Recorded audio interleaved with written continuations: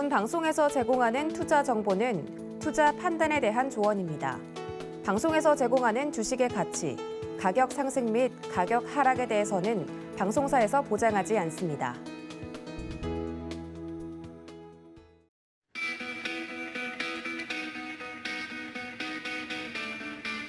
안녕하세요. 고수익 작전타임의 이수연입니다. 시청자 여러분, 연휴 잘 보내셨나요? 이제 달콤했던 휴식 시간은 뒤로 하고 연말까지 또 열심히 달려갈 준비를 하셔야겠습니다. 코스피 시장은 나흘 동안 2,900선에 머무르면서 고전을 면치 못했는데 외국인의 매도세가 크지 않았음에도 불구하고 시장에서 매수 주체가 뚜렷하지 않았기 때문에 계속 이렇게 부진한 모습이 연출되고 있습니다. 또 조금 전에 마감된 뉴욕 3대 지수도 일제히 하락 마감했는데 다우 지수가 0.7%대 그리고 S&P 500과 나스닥이 0.6%대로 하락 마감했습니다. 어제 국제유가가 장중 83달러까지 급등하면서 시장은 인플레이션 우려에 더 불안한 모습을 나타내고 있는 것 같습니다. 이번 주도 다양한 이슈가 있는데요. 이 이슈에 발맞춰서 저희가 정말 알찬 전략들, 대응 방법들 설명해 드리도록 하겠습니다. 오늘도 1시간 동안 저희와 끝까지 함께 해주시고요. 오늘 첫 시작은 버니와 함께하는 미국 주식 시간입니다. 소개 영상 보고 가시죠.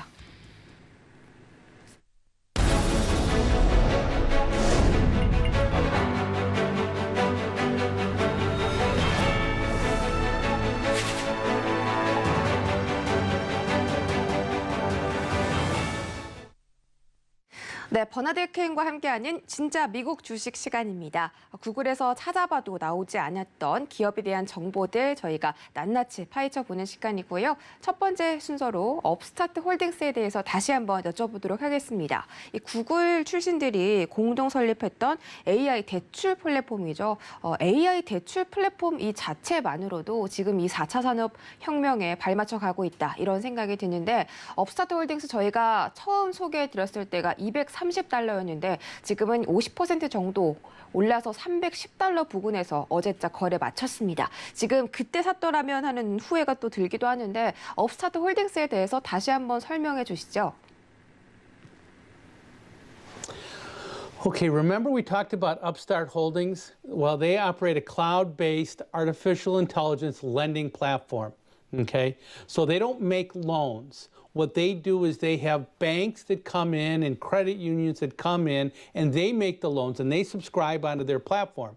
And then what Upstart's platform does is when they also have companies that basically use Upstart's platform to be able to go out and find people to be able to apply for loans. So you apply for loans, and what Upstart does is it analyzes with artificial intelligence and makes decisions on the credit quality of a loan. So the company's platform aggregates consumer demand for loans and connects that to its network of the company's artificial intelligence enabled bank partners. And these are small-sized banks, medium-sized banks, could be large banks, could be large credit unions, medium-sized credit unions, whoever wants to make loans because they have capital to make loans and that's the business they're in. So its platform connects consumers, banks, and institutional investors through a shared artificial intelligence lending platform, and it's been really successful. It was founded by Google technologists, and Upstart launched in 2012, and it originated its first personal loan in 2014. Through September of a year ago, 70% of their loans through Upstart were automated and approved instantly without any human involvement. And in that same period, fraud loss was negligible. Compared to traditional bank underwriting models, Upstart's artificial intelligence platform has yielded a 75% reduction in loan loss rates. That's impressive. So instead of having an individual go in and be able to make a credit decision on a potential loan application, Upstart with their artificial intelligence and all their different decision modules that are implied in that thing, whether it's education, whether it's previous history, whatever it was, they're able to improve the credit quality decisions by 75%.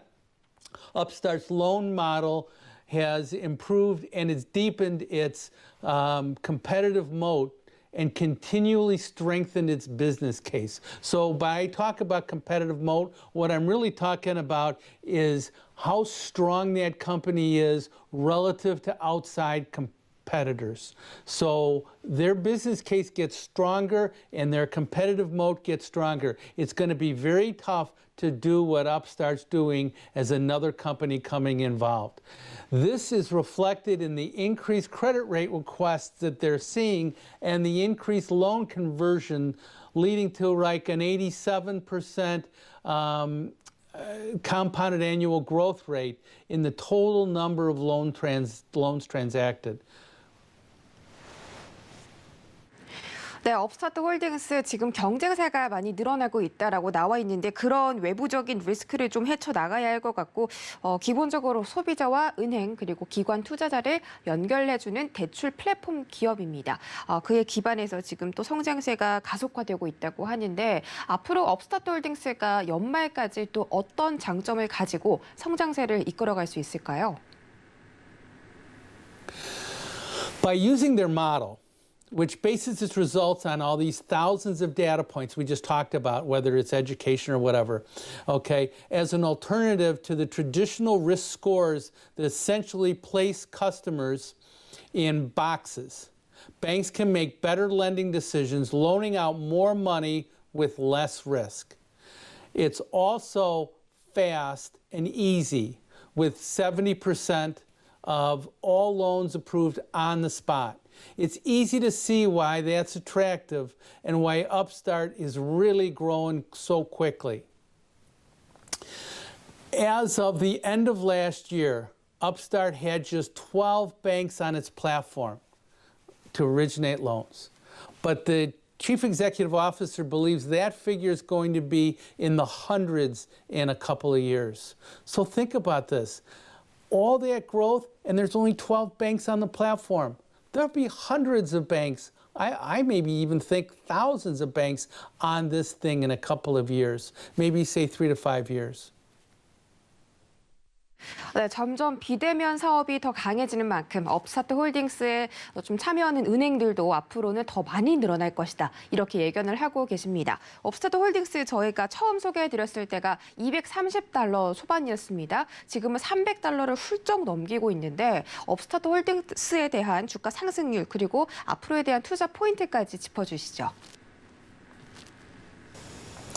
Okay, here is the stock price of Upstart over the last year.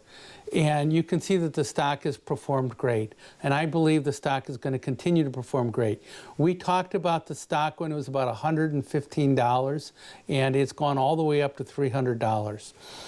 So I think that this stock over the next 5 years is going to be a tremendous stock. I think that its business is awesome. This chart right here, believe it or not, is a comparison of Upstart to the NASDAQ 100.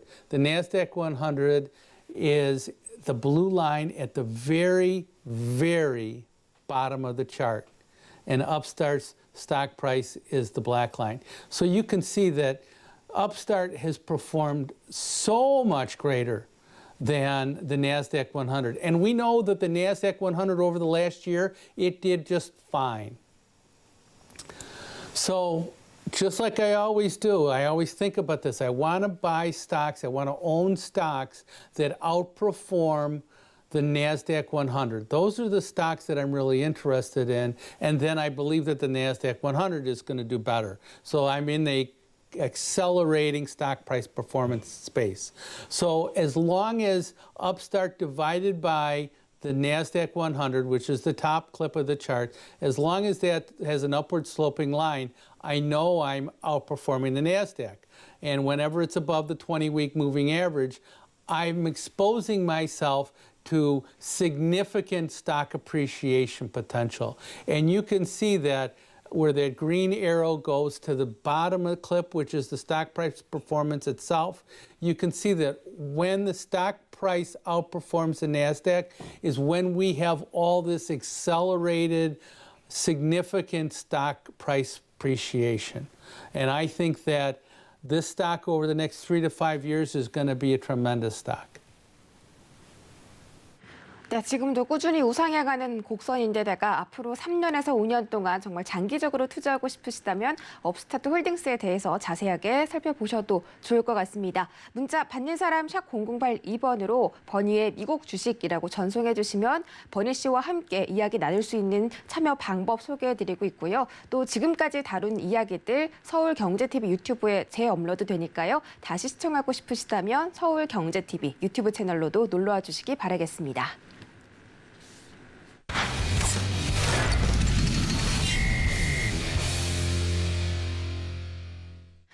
네, 이어지는 시간 김민수의 작전 키워드 시간입니다. 레몬 리서치 김민수 대표와 함께합니다. 안녕하세요.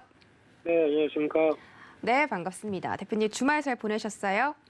네, 연휴고요. 네. 매번 월요일날 뚝 빠집니다. 네, 근데 잘 지냈습니다. 네. 네, 잘 지내셔서 다행이고요. 지난주에 코스피 시장, 코스닥 시장이 좀 많이 등락을 반복했기 때문에 이번 주는 좀 힘차게 더 시작해 보도록 하겠습니다. 자, 오늘 우리나라 금융통화위원회 그리고 LG전자의 실적 발표 예정되어 있고요. 미국에서는 소비자 물가지수 3월 실적 발표 시즌까지 3분기 실적 발표 시즌까지 또 앞두고 있습니다. 지금 한 주 동안 정말 긴장의 끈을 놓을 수 없는 그런 발표들이 있는데 경제 일정 좀 짚어주시죠. 네, 이번 주 화요일부터 시작이 되는 오늘이고요. 일단 오늘 10월 12일 같은 경우는 잠시 후에 한국의 금융통화위원회가 개최가 될 텐데 이제 10월 달 말고 11월 없고 12월 그런 상황이다 보니까 이번에 금리를 한 번 더 인상을 하느냐라는 쪽에 얘기가 좀 많을 걸로 보여지고 있는데 그럼에도 불구하고 2달 연속으로 금리를 올린다라는 부담도 있기 때문에 아마 오늘은 동결이 우세하지만 오늘이 만약에 동결을 하게 되면 또 연내 한 번 더 인상 기조가 보여지지 않느냐라는 관측도 좀 이어지고 있고요. 그런 쪽에서 또 하나 오늘 LG전자가 잠정 실적 발표가 되게 돼 있는데 예상 시장에서의 반응은 지금 지난 GM과의 배터리 화재 관련된 충당금을 LG전자가 더 쌓을 수 있을 것이다라는 관점 쪽에서 약간 실적에 대한 부정적인 관측이 좀 높아지고 있습니다. 이 부분 참고하셔야 될 것 같고요. 그 밖에 10월 13일 수요일 날 같은 경우는 드디어 이번 주 중요한 지표 중에 하나인 소비자 물가지수가 미국에서 발표됩니다. 일단 이번 주에 물가지수 관련된 부분들은 주목을 해야 되는 이유가 최근에 인플레이션 압력들이 상당수 많이 이어지고 있는 상황 쪽에서 이 부분이 소비자 물가지수 즉 CPI에 얼만큼 영향권을 보여줬느냐라는 부분들이 관건으로 보여지고 있기 때문에 체크하는 거 중요할 것 같고요. 그 밖에 FOMC 의사록 공개가 될 예정이고 특히 이날은 또 K카가 신규 상장되는데 지난 인기를 보게 되면 그렇게 크게 기대할 건 없다고 봐야 될 것 같고요. 밖에 실적 발표하는 항공주 쪽의 델타항공 그리고 또 JP모건 금융주죠. 쪽에 대한 흐름들 특히 항공주 실적에 대해서 좀 더 눈여겨봐야 될 부분이 아닌가 생각되거든요. 여전히 실적에 대한 기대감은 낮다라는 쪽으로 바라봐야 될 걸로 보여지고 있습니다. 그리고 또 10월 13일 날 10월 14일 날이네요. 죄송합니다. 목요일 날 같은 경우는 한국의 옵션 반길이 이어질 걸로 보여지고 있는데 미니 옵션, 위클리 옵션이 다 있다 보니까 영향력은 예전만큼 그렇게 강하지는 않을 걸로 보여지고 있는데 또 이제 파생 만기일인 만큼 시장 흐름들 계속 확인해야 될 것 같고요. 또 하나 9월 수출입 물가지수가 발표가 될 예정인데 수입 물가지수가 가파르게 올라오는지 여부들 또 체크할 필요는 있을 것 같고요. 그 밖에 이날 미국에서는 9월 생산자 물가지수 중국에서는 소비자 물가지수가 발표되면서 PPI, CPI 각 지수 쪽의 변화들 확인해야 될 부분들이고요. 일단 추가적으로 상승 압력이 높다는데 시장의 눈길은 계속 가고 있다라는 관점 쪽에서 특히 생산자 물가지수의 변화 확인해야 될 걸로 보여지고 있고요. 그 밖에 실적 발표하는 알코아 그리고 모건 스탠리, 뱅크 오브 아메리카, 시티그룹 특히 알코아는 최근에 알루미늄 가격이 상승하면서 실적 기대감이 높아진 상황들이고 금융주에 대한 변화도 계속 체크해야 될 것 같고요. 10월 15일 날 금요일 날 같은 경우는 미국의 주요 지표 소매 판매 확인해야 될 것 같고요. 또 소비 심리와 관련된 평가 지수 확인할 필요가 있는데 이날 또 한국 K 영화죠. 예, 넷플릭스에서 또 오리지널로 공개되는 영화가 마이네임이 있는데 이게 또 히트를 한다라고 하게 되면 저희가 아는 제작사 스튜디오 산타클로스죠. 이쪽에 변화가 나올 가능성도 있다라는 쪽도 바라봐야 될 걸로 보여지고 있고요. 그 밖에 골드만삭스에서 실적 발표를 한다라는 점도 체크해 보셨으면 좋겠습니다. 네, 이번 주 국내외 일정들 체크해 드렸습니다. 오늘의 키워드 확인하시죠. 네, 오늘의 키워드는 자동차주 반전 계속 달릴까입니다. 지난주에 현대차와 기아가 각각 1.8%, 또 2.6% 상승하면서 상승세를 이끌어 갔습니다. 지금 말레이시아 쪽에서 코로나19 백신 접종률이 높아지면서 공장이 재가동되고 있기 때문이라고 하는데 현대차 같은 경우에는 또 올 상반기에 역대급 실적을 발표했지 않습니까? 근데 지금 전반적으로 차량용 반도체 공급 부족난이 지금 시달리고 있어서 앞으로 현대차나 기아에도 이런 악영향을 미칠 것이다. 이런 예측도 있습니다. 어떻게 보고 계십니까?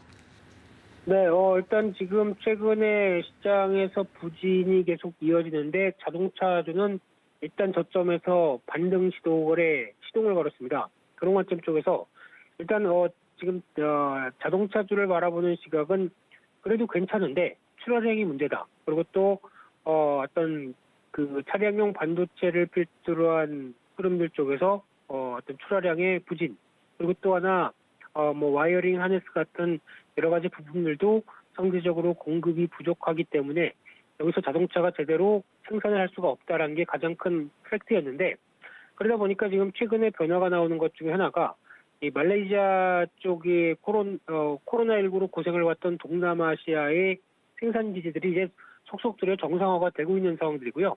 그중에 하나 말레이시아가 9월 말 기준으로 이 자동차 칩 공장의 가동률을 거의 이제 100%대까지 끌어올리는 모습들이 나온다라고 하게 되면 일단 이런 부분에 힘입어서 이 차량용 반도체를 필두로 한 공급난에서 어느 정도 변화가 올 가능성이 높다라고 바라보고 있는 부분들이고요.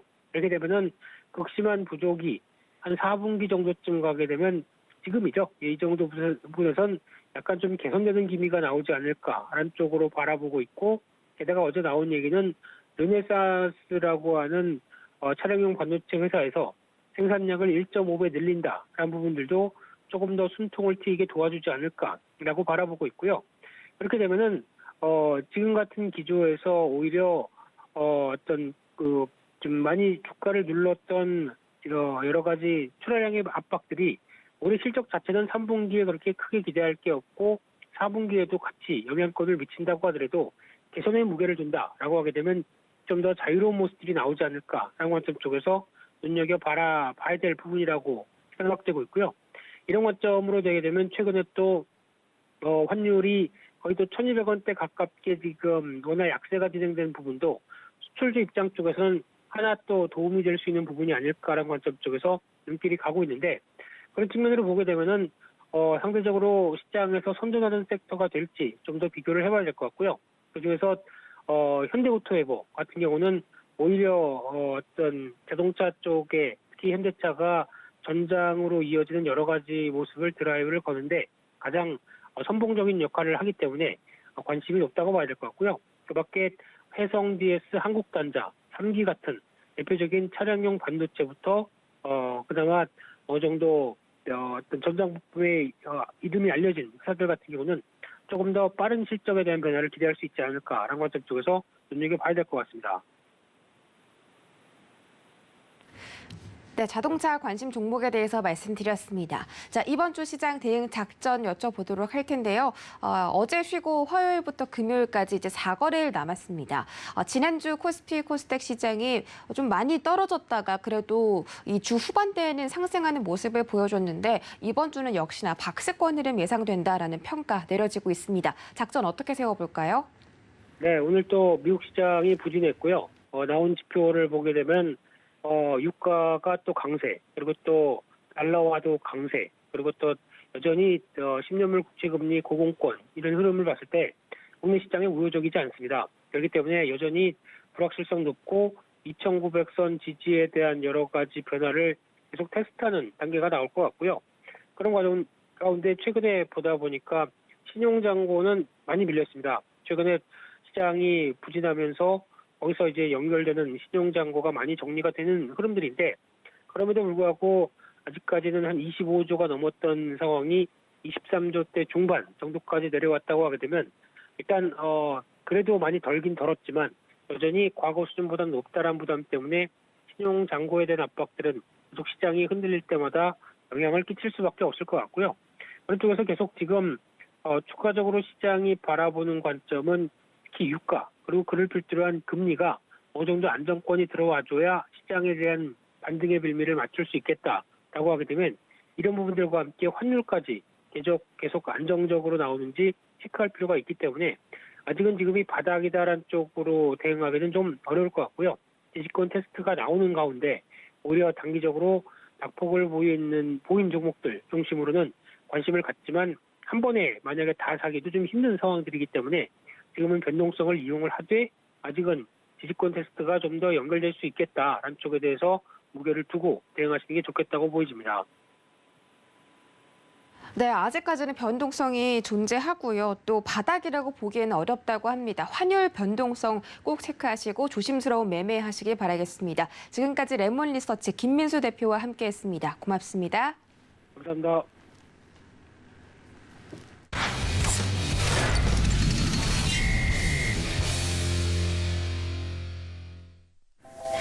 네, 이어지는 시간 허반석의 작전 리포트 시간입니다. 허반석 전문위원 인사드려 보겠습니다. 안녕하세요.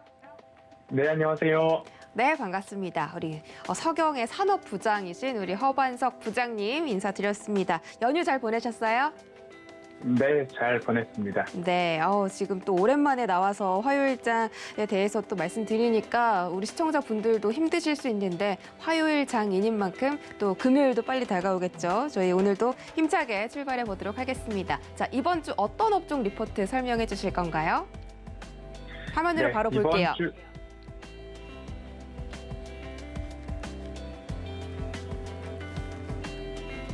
네, 오늘의 업종 리포트 바로 전자부품 업종이었습니다. 자, 지금 말씀드리려다가 제가 화면으로 잠시 돌렸는데, 스마트폰 그리고 메타버스, 자율주행의 핵심이라고 합니다. 과연 이 세 가지 섹터에서 쓰여지는 그 전자부품 업종 어떤 것일지 지금 바로 설명 부탁드리겠습니다.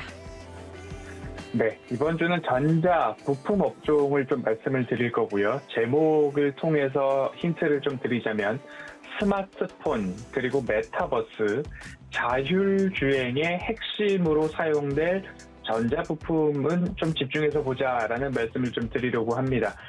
10월 7일자 유안타증권에서 발간된 리포트를 중심으로 이야기를 좀 드릴까 하는데요.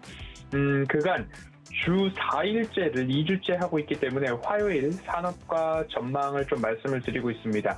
산업과 시장이 성장하는지, 그리고 우리가 살고 있는 일상생활에서 그 산업의 방향성을 엿볼 수 있다라는 말씀을 드리고 있습니다.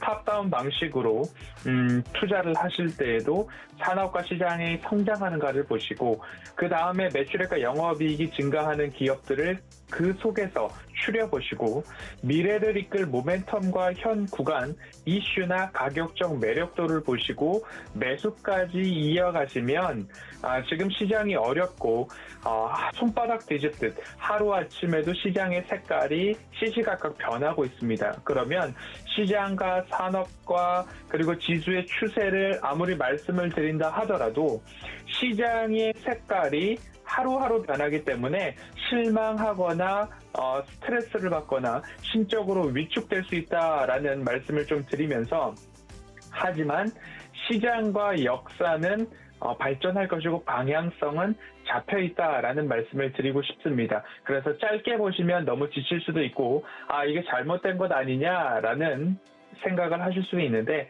조금 시계열을 연말 이후로 길게 보시고 산업과 시장 종목까지도 보시면 한결 좀 편하실 수 있다라는 말씀을 좀 드리고 싶습니다. 전자부품 업종 중에서도 스마트폰, 메타버스, 자율주행하면 공통점으로는 카메라 모듈을 좀 말씀을 드릴 수 있을 것 같습니다. IT 섹터에 있어서 패러다임의 전환이 좀 이루어지고 있는 것 같은데요. 메타버스를 필두로 XR 하드웨어, XR이라고 하면 가상현실, 증강현실, 혼합현실들을 두루 아우른 이야기가 될 것입니다. 그래서 메타버스를 필두로 XR 하드웨어 쪽으로의 관심과 성장이 전망이 됩니다. 올해 상반기 XR 디바이스 출하량이 전년 대비 100% 이상 증가하면서 고성장을 기록하고 있고요.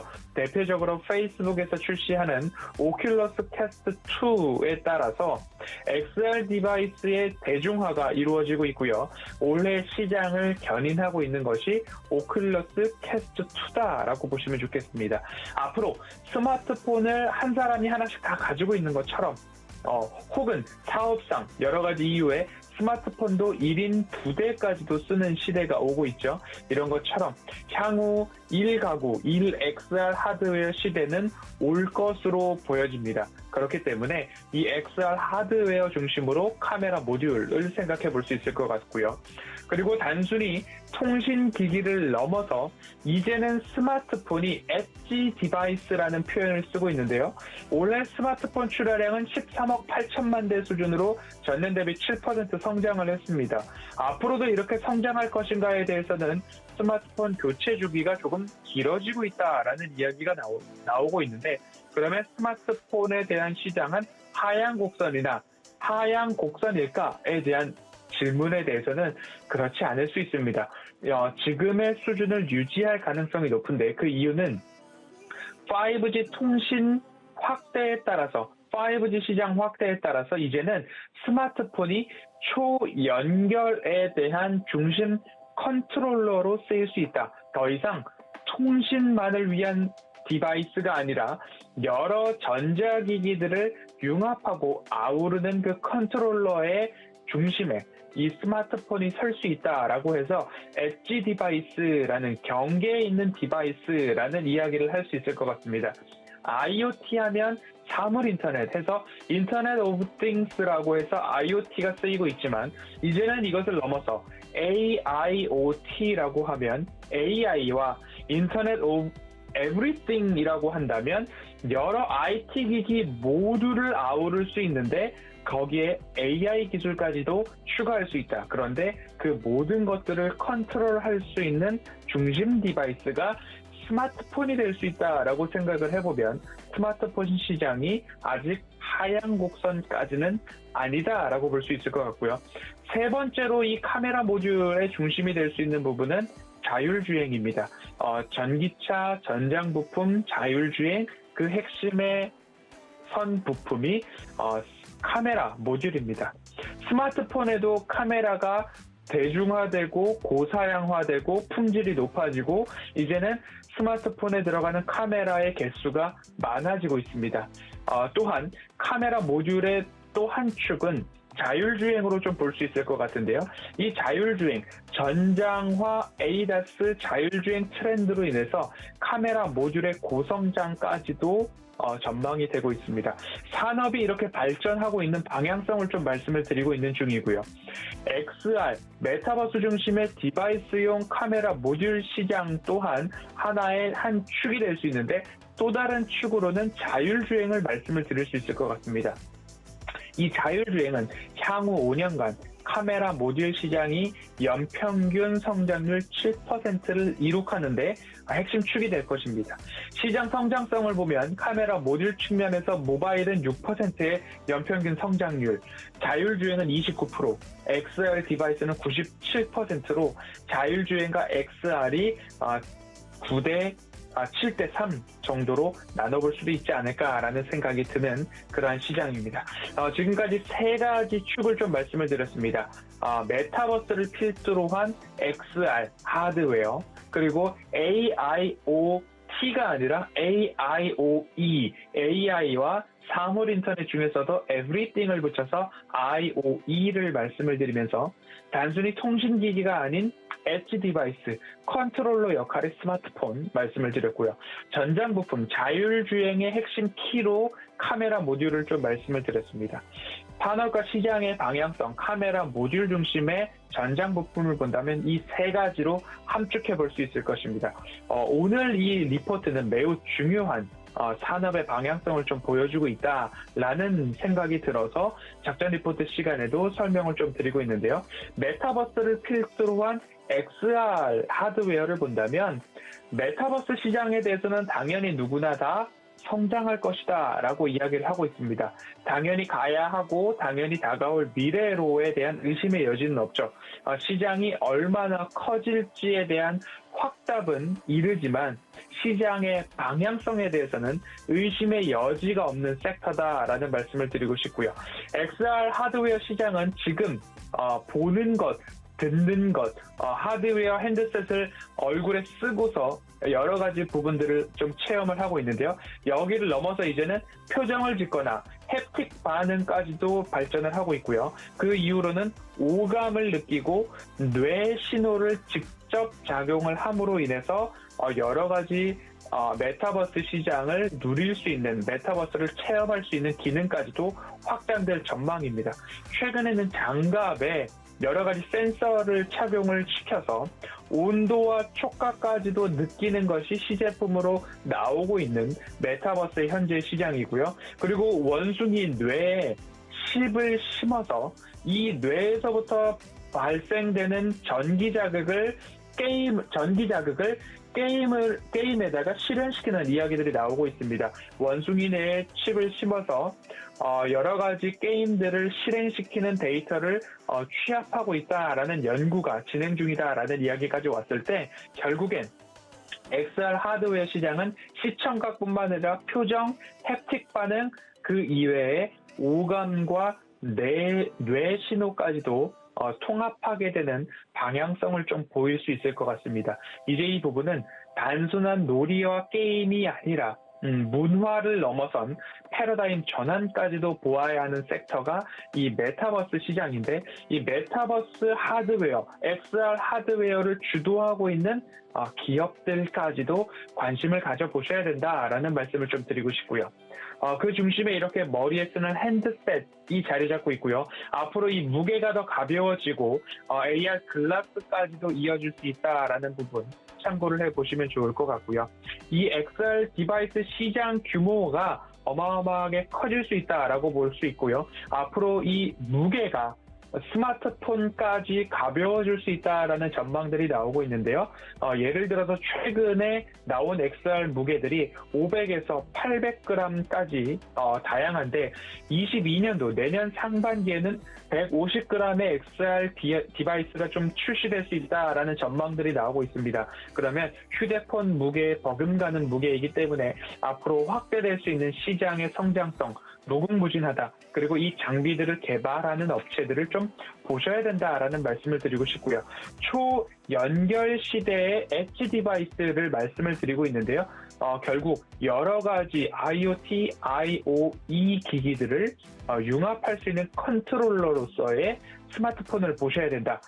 간단한 예로 본다면 일본의 생활용품 제조사입니다. 발뮤다라고 하면 토스트기로 유명하죠. 거기에 소프트뱅크 통신회사입니다. 그리고 교세라 전자부품 제조업체인데 발뮤다와 소프트뱅크, 교세라가 파트너십을 체결을 했습니다. 앞서서 말씀드렸던 AIoT를 넘어선 AIoE까지 시도하고 있는 모습들이 좀 나오고 있습니다. 5G 초연결 시대에 이 기기들을 컨트롤하는 중심에 스마트폰이 있다라고 생각을 해보시면 스마트폰, 스마트홈, 스마트 팩토리, 스마트 카까지도 모든 사물이 연결되는 그 중심에 스마트폰이 있다라고 생각을 해보면 앞으로도 주요 스마트폰 업체인 애플, 샤오미, 삼성전자의 입지는 하향 곡선보다는 유지될 가능성이 크다라고 보시면 좋을 것 같고요. 끝으로 전장 부품, 자율주행의 핵심으로의 카메라 모듈을 좀 말씀을 드릴 텐데요.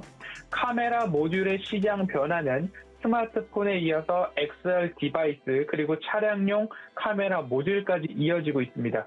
국내외 카메라 모듈 공급사의 밸류에이션, 리레이팅이 조금 필요하지 않을까라고 생각이 드는데요.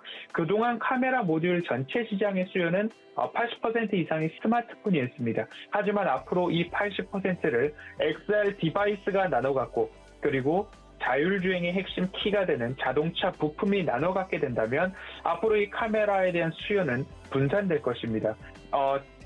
차량용 카메라 모듈을 본다면 지금까지는 뷰잉, 보여주는 것이었습니다. 어라운드 뷰 시스템 같은 것들 있죠. 차량을 후진할 때 차량의 사방을 모두 다 보여주는 건데 주변을 보여주는 중심의 카메라 기능의 핵심이었는데 이제는 센싱으로 나아갑니다. ADAS, 자율주행 기능의 카메라 역할이 확장되고 있는데 22년 기준으로 차량 한 대당 탑재되는 카메라 모듈은 2.8개 정도로 추정이 되고 있습니다. 이 또한 전년 동기 대비 22%의 성장성을 보여주고 있는데 25년까지 된다면 차량 한 대당 탑재되는 카메라 모듈이 6개까지 증가한다라고 합니다. 그러면 연평균 24%의 성장까지도 조금 기대해 볼 만한 부분이기 때문에 앞으로 이 카메라 모듈 다시 한번 정리해 본다면 XR 하드웨어,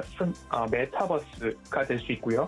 AIoE 중심으로 컨트롤러의 역할을 하는 스마트폰에도 카메라는 추가 탑재되고 있습니다. 그리고 연평균 성장률이 97%에 육박하게 되는 XR뿐만 아니라 22%, 24%의 성장을 보이고 있는 자율주행까지도 본다면 이 카메라 모듈에 대한 산업의 방향성은 이미 확고하다라는 말씀을 드리면서 수요일, 목요일, 금요일 작전 리포트에서 이 카메라 모듈과 관련된 산업의 방향성을 이끌고 있는 기업들 앞으로 작전 리포트 이어가도록 하겠습니다. 오늘 여기까지 살펴보도록 하겠습니다. 네, 세 가지 업종에 대해서 좀 말씀드렸습니다. 메타버스, 스마트폰, 그리고 차량용 모듈까지, 카메라 모듈까지, XR 하드웨어와 컨트롤러 스마트폰, 이 카메라 모듈 앞으로 이 세 가지 섹터에서 산업에서 앞으로 큰 발전이 있을 것이다라고 말씀해 주셨는데 과연 그와 관련된 종목들 어떤 것일지 궁금하시다면 이번 주 계속해서 허반석의 작전 리포트와 함께 해주시기 바라겠습니다. 네, 지금까지 분석 고맙습니다. 감사합니다. 네, 이어지는 시간 이주현의 주유소 포트로 넘어가 보도록 하겠습니다. 네, 서경의 테마 부장이죠. 이주현 부장님 인사드려 볼게요. 안녕하세요. 네, 안녕하세요. 네, 반갑습니다. 이제 테마 부장이신 만큼 빨간 셔츠에서 하얀 셔츠로 좀 탈바꿈하신 것 같아요.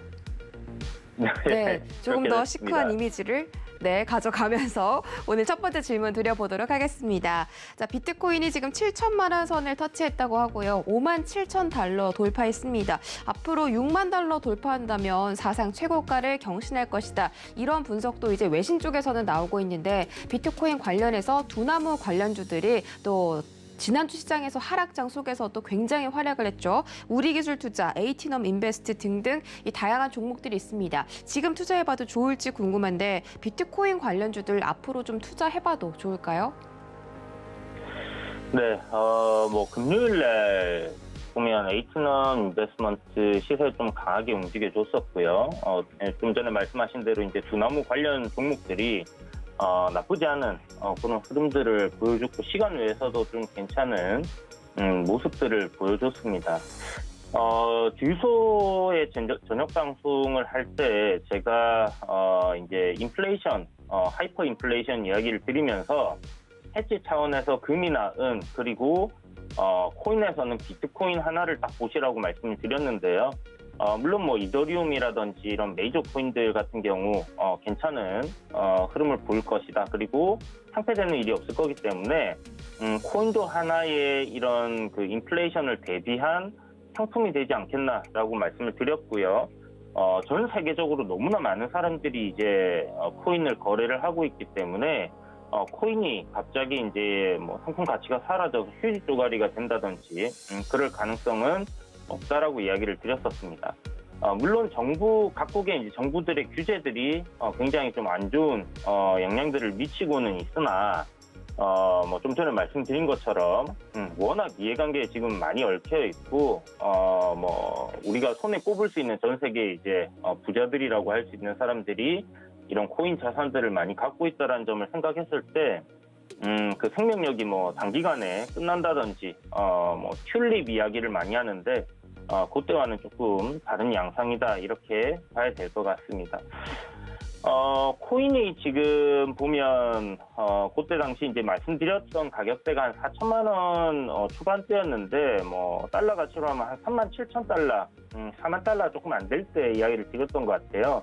지금 한 57,000달러를 좀 넘어서고 있고 우리나라에서 뭐 7천만 원 좀 넘어섰다가 살짝 밀리는 모습인데 이 6만 달러라는 가격 저항도 있고 보시는 것처럼 앞에 이제 고점을 만들어 놓은 이 고점대가 있습니다. 그런데 제가 이 코인이 급락이 나왔을 때도 매수를 하시라고 그때 말씀을 드렸던 이유가 한 가지가 바로 이제 기술적인 자리에서 우리가 이제 코인 같은 거는 어떤 가치적인 측면에서 좀 측정을 하기가 어렵다 보니까 차트 분석을 좀 할 수밖에 없는 부분인데요.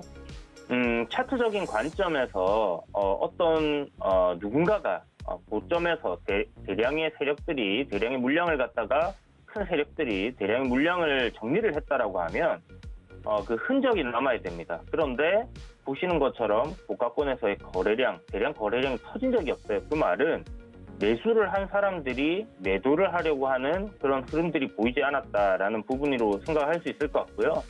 급락이 나오면서 대량의 거래량이 터졌다라는 것은 누군가는 굉장히 많이 이렇게 매수를 저점 구간에서 했다라고 볼 수 있는 부분이거든요. 그렇다면 이때 거래량이 대량으로 발생한 이후 지금까지 보면 뭐 이렇다 할 큰 거래량이 나오지 않습니다. 즉 여전히 메이저들은 이런 코인들을 매수를 해가고 있는 상황이다라고 보시면 될 것 같고요.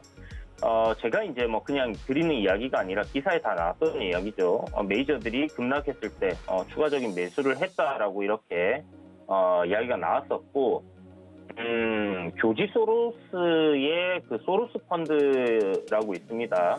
최고 투자 책임자가 인터뷰에서 블룸버그 인터뷰에서 이야기한 부분이 이제 비트코인이 주류가 될 것 같다. 많지는 않지만 어느 정도 자산으로 가지고 있다라는 이야기가 좀 굉장히 긍정적인 호재로 작용을 한 것 같고요. 그리고 현재 그 코인 가격들 좀 급등하는 이유는 SEC에서 그러니까 미국 증권선물거래소 감독이죠. SEC에서 가상자산 관련된 ETF 이제 심사를 검토하고 있는데 이 결과가 조만간 나올 가능성이 높다 이런 이야기가 나오고 있습니다. 그러니까 한마디로 ETF 심사 결과에 대한 기대감이 지금 코인들에게 좀 반영이 되고 있다라고 봐야 될 것 같고요. 만약에 6만 달러 넘어서고 신고가를 갱신을 한다고 하면 큰 틀에서 지금 코인이 상승했던 이 고점대까지 올라온 이 상승 흐름에 이 N자 상승으로의 뭐 상승이 이어질 가능성도 열어놓고 봐야 되는 부분이기 때문에 이런 ETF가 발행이 되는지 그리고 실질적으로 이 코인 자산이 뭐 주류로 자리를 잡아갈 수 있을지에 대한 부분들 그건 잘 지켜보셔야 될 것 같고 뭐 옐런 의장이라든지 뭐 좀 부정적으로 코인 자산에 대해서 바라보는 사람들도 분명히 있기 때문에 정부의 규제가 크게 들어오지 않는다 했을 때는 뭐 어떻게든 상승하는 흐름들이 좀 이어질 가능성은 높겠습니다. 그러나 지금은 저항권에 위치해 있기 때문에 저항 돌파 이후에 눌리는 흐름, 그러니까 최근에 보면 한 뭐 52,800달러에서 4만 달러까지 이렇게 조정이 나왔던 이런 눌림들이 분명히 한 번은 더 나올 거기 때문에 그런 눌림 기간을 기다리셨다가 저점 매수 분할로 들어가는 게 좋겠다 이렇게 생각이 들고, 우리나라 이제 코인 관련돼서는 특히 이제 두나무라는 업비트를 소유하고 있는 회사가 있는데 이 회사에 이제 상장 이슈가 있습니다. 두나무 같은 경우는 지금 좀 지분이 벤처 캐피탈들에서 좀 투자를 한 부분들이 상당히 이렇게 나눠져 있는데 지금 가장 우리가 잘 알고 있는 우리기술 투자라든지 우리기술 투자에서도 두나무의 지분을 한 7% 정도, 7% 정도 가지고 있고, 그 다음에 H놈 인베스트먼트, 아까 말씀드렸던 H놈 인베스트먼트도 6.9%, 그 다음에 하나투자증권도 두나무 지분을 6%대 이렇게 보유를 하고 있습니다. 그래서 실질적으로 지금 창투사들 같은 경우는 대부분이 이 업비트 관련해서 두나무의 지분 투자를 해놓은 상황이기 때문에 두나무 상장 이슈가 굉장히 좀 강한 트리거가 될 가능성이 높다라고 생각을 하시면 될 것 같고, 사실 벤처 캐피탈 같은 경우는 이제 좀 호재라고 우리가 생각을 할 수 있는 그런 부분들이 상당히 많이 있죠. 기업들에 투자를 하고 그런 기업들이 이제 익스잇을 통해서 수익을 창출한다라는 부분에서 마켓 컬리라든지 직방, 그 다음에 이제 우리 책을 전자서적 볼 때 이제 리디라는 리디북 이런 것들 있죠. 그런 것들 이런 다양한 유니콘 기업들에게 투자를 해놓은 상황이기 때문에 이런 부분들이 부각이 되면 언제든지 또 급등을 할 수 있다라고 봐야 될 것 같고, 지금 현재 좀 창투사들 자리를 잘 잡아놓은 상황인데 요거는 이제 코인 관련해서 흐름이 좀 비슷하게 이어져 가고 있다라고 보시면 좋을 것 같습니다. 아무래도 이제 코인이 움직이고 나면 좀 따라서 움직이는 경향들이 있기 때문에 이런 부분들 참고하시고요.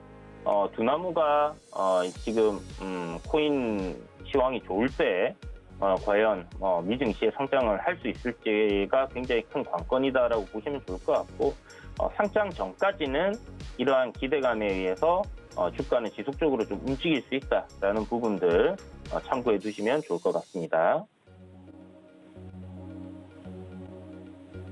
네, 비트코인 급락했을 때도 매수하라고 우리 이주현 전문위원께서 말씀 주셨는데 다른 이유가 아니라 기술적인 반등이 올 때였다. 그리고 글로벌적으로 여러 가지 매수 훈풍이 좀 불어오고 있기 때문에 앞으로 두나무 관련주들 오늘자 시장에서도 기대를 해보도록 하겠습니다. 문자 샵 0082번으로 이주현이라고 세 글자 전송해 주시면 방송 외에도 함께 하실 수 있는 방법 전송해 드리고 있으니까요. 많은 참여 부탁드리겠습니다. 네, 오늘 분석도 고맙습니다. 네, 감사합니다. 네, 고수익 작전 타임에서 미국 주식부터 또 한국 주식까지 정말 알차게 다뤄드렸습니다. 저희는 잠시 뒤 순간포착 매매 시그널로 돌아오도록 하겠습니다. 참고로 본 방송에서 제공해드렸던 정보는 투자 판단에 대한 조언일 뿐 해당 가치와 수익률을 보장하지 않습니다. 또 서울경제TV, 서울경제신문은 당사의 브랜드입니다. 서울경제증권TV와는 무관하고요. 타사 유사 명칭에 주의하시기 바라겠습니다. 잠시 뒤에 돌아오겠습니다. 고맙습니다.